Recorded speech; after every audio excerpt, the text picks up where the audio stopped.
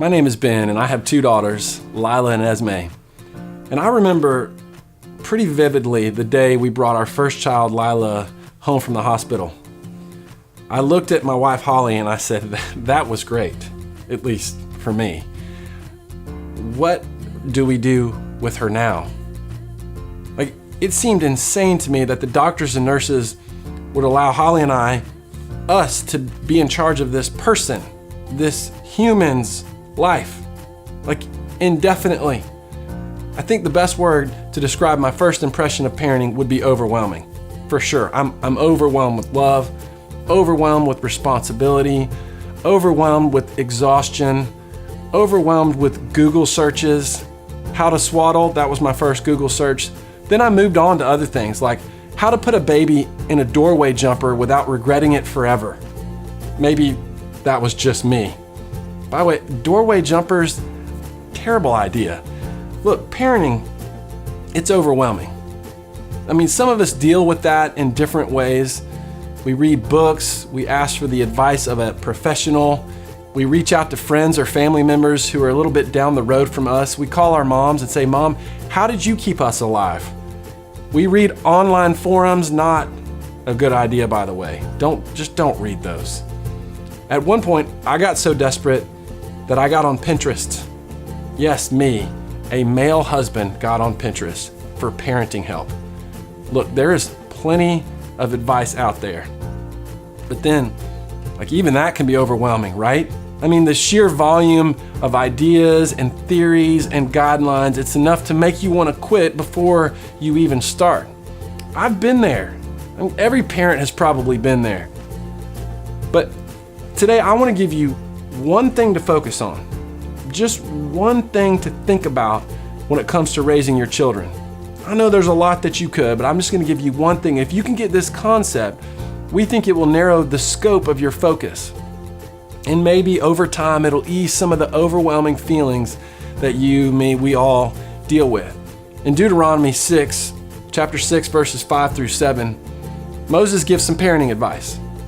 And here's what he said. He said simply, love the Lord your God with all your heart and with all your soul and with all your strength. These commandments that I give you today are to be on your hearts. Then he says, impress them on your children. Talk about them when you sit at home and when you walk along the road and when you lie down and when you get up. That's simple. Moses doesn't begin a debate on whether or not you should let your child cry it out or not. He doesn't say this one command I give you, baby sign language. He doesn't talk about how much television kids should watch. No, Moses says, look, he tells the people the most important thing they can pass along to their child is a love and knowledge of their Heavenly Father. And so we think, oh, that's so obvious. Of course I'm going to pass that on. But it's easy, isn't it, to get caught up in all the day-to-day tasks involved with parenting. And it's so easy to lose sight of this simple truth. Outside of them knowing they are loved, nothing is more important than your child's faith. Nothing is more important than living a life that shows your child that their Heavenly Father created them and loves them and desperately wants a relationship with them. So instead of asking yourself, what do you want your child to do? What if you asked yourself, who do I want my child to be? There was a season of my life when I used to go running with my brother-in-law, Tim. Now, to Tim, running is easy and fun, okay? He's one of those people. To me, running is terrible and hard. I'm one of those people, okay? He's one of those guys who can carry on effortless conversations while he runs. I hate people like that. I'm gasping for air. I'm grunting. I'm trying to hide the fact that I'm crying. But one day, while I was doing what I did best, which was complaining to Tim that I couldn't go any farther, he said, look, why don't you just look up and find a landmark way off in the distance? Just focus on making it there. And so that's what I did. Now, focusing on that spot, it didn't put any more oxygen in my lungs. Didn't make me any happier about running, but it did help me push through because I kept the destination in focus. And that's what we want you to do with parenting. We want to help you choose a spot in the horizon to focus on.